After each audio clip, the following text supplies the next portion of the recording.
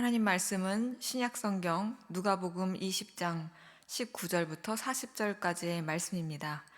누가복음 20장 19절부터 40절까지의 말씀을 제가 봉독합니다. 서기관들과 대제사장들이 예수의 이 비유는 자기들을 가리켜 말씀하신 줄을 알고 즉시 잡고자 하되 백성들을 두려워하더라. 이에 그들이 엿보다가 예수를 총독의 다스림과 권세 아래에 넘기려 하여 정탐들을 보내어 그들로 스스로 의인인 체하며 예수의 말을 책잡게 하니, 그들이 물어 이르되 선생님이여, 우리가 아노니 당신은 바로 말씀하시고 가르치시며 사람을 외모로 취하지 아니하시고 오직 진리로서 하나님의 도를 가르치시나이다. 우리가 가이사에게 세를 바치는 것이 옳으니까 옳지 않으니까 하니, 예수께서 그 간계를 아시고 이르시되 데나리온 하나를 내게 보이라. 누구의 형상과 글이 여기 있느냐? 대답하되 가이사의 것이니이다. 이르시되 그런즉 가이사의 것은 가이사에게, 하나님의 것은 하나님께 바치라 하시니, 그들이 백성 앞에서 그의 말을 능히 책잡지 못하고 그의 대답을 놀랍게 여겨 침묵하니라. 부활이 없다고 주장하는 사두개인 중 어떤 이들이 와서 물어 이르되 선생님이여, 모세가 우리에게 써주기를 만일 어떤 사람의 형이 아내를 두고 자식이 없이 죽으면 그 동생이 그 아내를 취하여 형을 위하여 상속자를 세울지니라 하였나이다. 그런데 7형제가 있었는데 마지가 아내를 취하였다가 자식이 없이 죽고 그 둘째와 셋째가 그를 취하고 7이 다 그와 같이 자식이 없어 죽고 그 후에 여자도 죽었나이다. 7이 다 그를 아내로 취하였으니 부활 때에 그 중에 누구의 아내가 되리이까? 예수께서 이르시되 이 세상의 자녀들은 장가도 가고 시집도 가되 저 세상과 및 죽은 자 가운데서 부활함을 얻기에 합당히 여김을 받은 자들은 장가 가고 시집 가는 일이 없으며 그들은 다시 죽을 수도 없나니 이는 천사와 동등이요 부활의 자녀로서 하나님의 자녀임이라. 죽은 자가 살아난다는 것은 모세도 가시나무 떨기에 관한 글에서 주를 아브라함의 하나님이요 이삭의 하나님이요 야곱의 하나님이시라 칭하였나니, 하나님은 죽은 자의 하나님이 아니요 살아있는 자의 하나님이시라. 하나님에게는 모든 사람이 살았느니라 하시니, 서기관 중 어떤 애들이 말하되 선생님 잘 말씀하셨나이다 하니, 그들은 아무것도 감히 더 물을 수 없음이었더라. 아멘. 오늘은 이 본문을 포함해서 누가복음 20장 19절부터 44절까지는 대표적인 기독교 변증이라고 할 수가 있겠습니다. 누가복음이 이방인들을 대상으로 쓰여졌다고 알려져 있는데요. 그렇다면 당시 복음을 들은 이방인들 가운데 궁금하게 여겼던 질문들에는 어떤 것들이 있을까요? 먼저는 예수는 왜 십자가형을 당했는가 하는 것이라고 할 수가 있겠습니다. 십자가형이라는 것이 당시 정치범들에게 행해졌던 사형 방법이었죠. 그러니까 괜히 정치범과 하고 얽혔다가는 자기도 어떻게 될지 모르는 것입니다. 그래서 실제로 어떤 정치적 이슈가 있었는가, 그리고 무슨 일로 정치범이 되었는가라는 의문에 대한 대답은 그들에게 매우 중요한 일이었다고 할 수가 있겠습니다. 두 번째로는 유대교 지도자들이 바울을 죽도록 따라다니면서 그가 전하는 복음이 잘못됐다고 하는데 왜 그런 건가? 누가 만든 건가? 바울이 전하는 것은 우리와 상관없는 그냥 민족 종교, 그것도 유대교 아류 이단이 아닌가, 이런 등등의 의문들이 있었겠죠. 오늘 본문은 이런 질문에 답을 줄 뿐만 아니라 복음의 핵심 논지가 녹아있는 주님의 말씀이라고 할 수가 있겠습니다. 첫째로 19절부터 26절까지는 세금에 대한 논쟁이 등장을 합니다.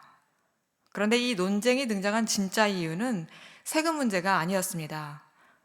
누가복음 19장 47절, 48절을 보면 예수께서 날마다 성전에서 가르치시니 대제사장들과 서기관들과 백성의 지도자들이 그를 죽이려고 꾀하되 백성이 다 그에게 귀를 기울여 들으므로 어찌할 방도를 찾지 못하였더라 말씀합니다.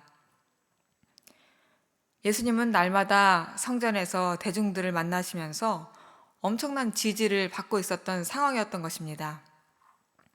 그에 반해서 유대교 지도자들은 예수님께 여러 질책을 들었기 때문에 매우 분노한 상태라고 할 수가 있었습니다. 심지어 어제 본문인 포도원 농부 비유에서는 그 비유에 나오는 악한 농부들이 자기들이라는 것을 알고 즉시 잡고 싶어 했다고 본문을 말씀합니다. 하지만 대중이 두려워서 그렇게 할 수가 없으니까 이런저런 궁리를 하죠. 그리고 나서 내린 결론이 이 사람 우리 손으로 처리할 게 아니고 정치범으로 몰아가지고 로마법으로 처리하자라는 것이었습니다. 그 정황을 20절에서 예수를 총독의 다스림과 권세 아래에 넘기려 했다라고 표현하고 있습니다. 거기다가 본인들이 직접 나서면은 너무 티가 나니까 자기들하고 상관없어 보이는 사람들 몇몇을 매수해서 정치범으로 낚을 만한 질문을 던지게 하죠. 그것이 바로 22절에 우리가 가이사에게 세를 바치는 것이 옳으니까 옳지 않으니까 하는 질문이었습니다. 로마는 팔레스타인을 로마 조세 제도 속에 편입시키기 위해서 주후 6, 7년경에 대규모 인구조사를 실시한 적이 있습니다. 이것에 대해서 폭동과 반란이 있었다는 역사 기록이 존재하는데요. 그만큼 조세 문제는 외세 지배에 대한 반감을 드러내는 민족적 이슈였다고 할 수가 있겠습니다. 그러니까 예수님께서 만약에 가이사에게 세금을 바쳐야 된다라고 하면은 대중의 미움을 살 것이고, 그러지 말라고 하면은 정치범이 되는 그런 상황인 것입니다. 주님은 그들의 속셈을 잘 아시고 24절에서 데나리온 하나를 내게 보이라, 누구의 형상과 글이 여기 있느냐 물으십니다. 예수님 당시에 로마 주화 중 하나인 데나리온에는 황제마다 조금씩 다르기는 했지만 한 면에는 로마 황제의 초상이 그려져 있었고 다른 면에는 황제의 이름과 칭호가 새겨져 있었다고 합니다. 그러니 이 질문에 대한 답은 가이사의 것이라고 한 것이죠. 이 답을 가지고 25절에서 주님은 그런즉 가이사의 것은 가이사에게, 하나님의 것은 하나님께 바치라 라고 말씀하십니다. 표면적으로 보면 예수님은 그들의 올무에 빠지지 않고 이것도 하고 저것도 하라 이렇게 말씀하시는 것 같은데요. 이런 반응에 26절에서는 그들이 백성 앞에서 그의 말을 능히 책잡지 못하고 그의 대답을 놀랍게 여겨 침묵했다라고 기록합니다. 그리고 이것은 누가복음 23장 2절에서 예수를 고발한 근거에 대해서 우리 백성을 미혹하고 가이사에게 세금 바치는 것을 금하며 자칭 왕 그리스도라 하더이다 라고 한 그들의 고소가 거짓이었음을 주님은 정치범도 아니고 그런 죄를 짓지 않았음에도 불구하고 십자가에 달렸음을 말해주고 있습니다. 예수님의 무죄를 증명하는 수많은 증인들이 있다는 것을 변증하고 있는 것이죠. 그런데 본문에서 주님의 말씀은 표면적인 의미 이상의 뜻을 가지고 있습니다. 거기에는 몇 가지 근거가 있는데요. 먼저 24절에서 주님은 창세기 1장의 하나님의 형상을 따라 지음받은 인간을 연상시키는 형상이라는 단어를 사용하십니다. 하나님의 형상을 따라 지음받은 인간 자신이 바로 하나님의 것이라는 것입니다. 그러면 가이사의 것은 어떤 뜻일까요? 가이사, 이 로마 황제들이 일대 황제가 죽으면서 신으로 받아들여져서 제사를 지내면서 신격화되고 숭배의 대상이 되었다는 것은 잘 알려진 사실이죠. 그러니까 여기서는 가이사는 이 세상 신을 상징한다고도 할 수가 있겠습니다. 그래서 세상을 사랑하는 인간은 세상에 속한 세상의 것, 가이사의 것이 되는 것이죠. 이런 맥락 속에서 가이사의 것이냐 하나님의 것이냐 할 때 그 범위는 단지 인간 행위나 물질의 영역을 가리키는 것이 아니라 인간 존재 자체라고 말할 수가 있겠습니다. 한글 성경에서는 잘 드러나 있지 않지만 원문에는 25절에서 가이사의 것은 가이사에게, 하나님의 것은 하나님께 바치라 사이에 카이라는 접속사가 사용되고 있는데요. 카이는 그리고의 의미뿐만 아니라 그러나의 의미도 가지고 있습니다. 듣기에 따라서 달리 해석을 할 수 있는 것이죠.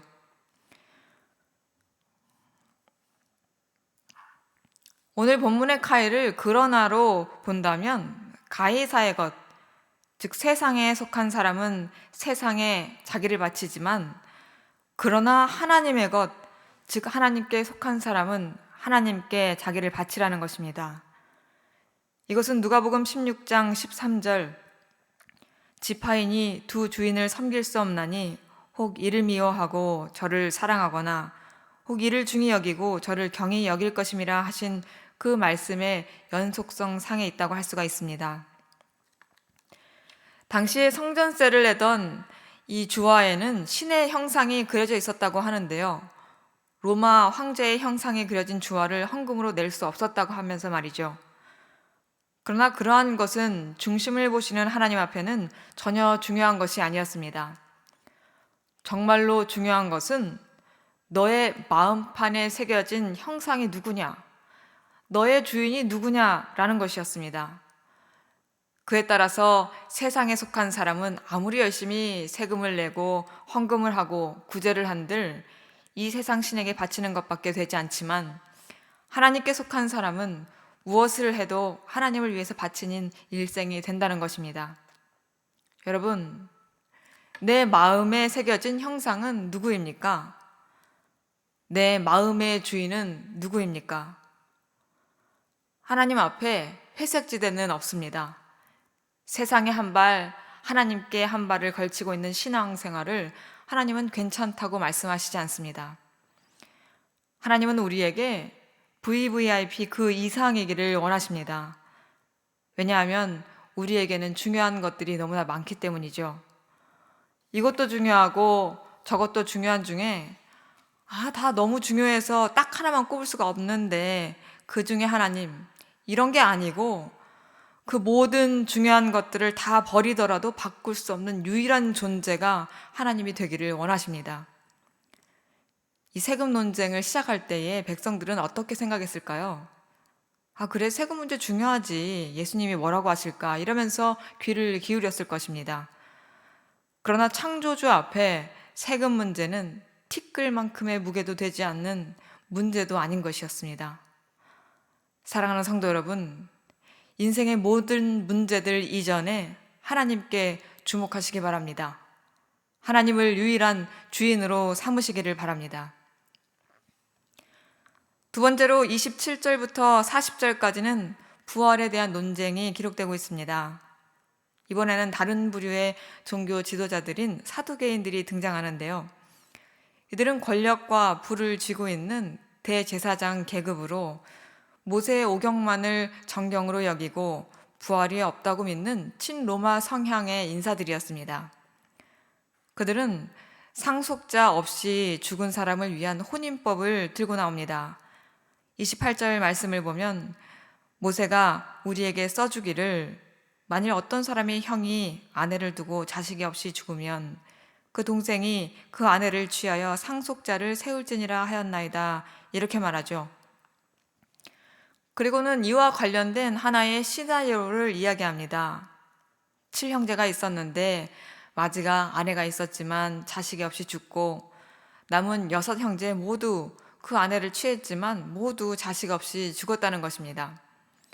그러면 부활할 때에 이 여자는 누구의 아내가 되었느냐 묻습니다.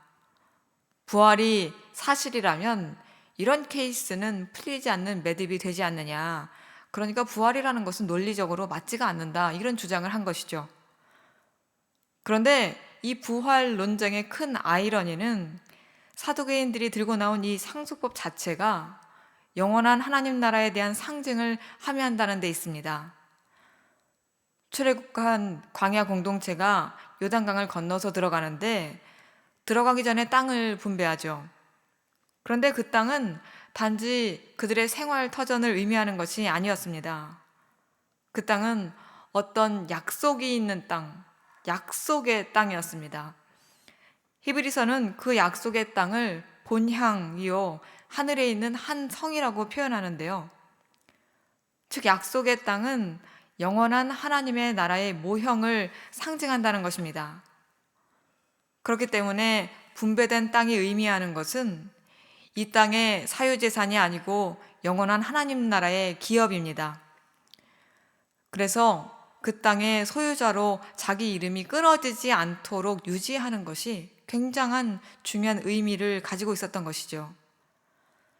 그런 관점에서 상속법의 요체는 영원한 하나님의 나라의 생명책에 지워지지 않는 이름으로 기록되는 그런 삶에 대한 요청이라고 할 수가 있겠습니다.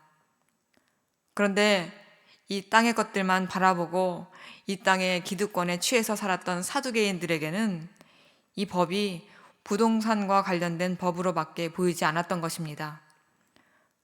그렇게 그들은 모세의 오경의 정신을 이해하지 못하고 내세의 요체인 상속법을 예수님께 부활의 논쟁거리로 들고 나오는 어리석은 모습을 보여줍니다. 이에 대해서 예수님은 이 땅의 삶과 다른 영원한 나라의 삶을 말씀하시죠. 부활함을 얻기에 합당한 그런 합당히 여김을 받는 사람들은 결혼이 필요치 않고 천사들과 동등으로 죽음도 없고 모두가 하나님의 자녀로 산다는 것입니다. 그러면서 사두개인들이 믿는 모세의 글로 부활의 근거를 제시하십니다. 37절, 38절에서 죽은 자가 살아난다는 것은 모세도 가시나무 떨기에 관한 글에서 주를 아브라함의 하나님이요 이삭의 하나님이요 야곱의 하나님이시라 칭하였나니 하나님은 죽은 자의 하나님이 아니요 살아있는 자의 하나님이시라. 하나님에게는 모든 사람이 살았느니라 말씀합니다. 출애굽기 3장 6절을 인용하신 건데요. 하나님은 모세에게 나타나셨을 때 아브라함과 이삭과 야곱이 이미 죽은 상태였음에도 불구하고 그들의 존재를 현재형으로 표현하시므로 그들과 현재적으로 함께 있다라고 말씀하십니다. 그것이 어떻게 가능할까요? 하나님은 시공간을 초월하는 분이시기 때문에 그렇습니다. 인간은 시간에 매여서 직선상의 역사밖에 생각할 수 없지만 전지전능하신 하나님은 시공간을 초월해서 모든 인간 앞에 서 계십니다. 그리고 그들의 행위와 중심을 보고 계신 것이죠. 하나님께서 모세에게 나타나실 때에 그분은 이미 죽고 없어진 아브라함과 맺은 오래전의 낡은 약속을 추억거리로 꺼내 드신 것이 아닙니다. 하나님은 그때에 너무나도 생생하게 아브라함과 함께, 이삭과 함께, 야곱과 함께 계셨던 것입니다.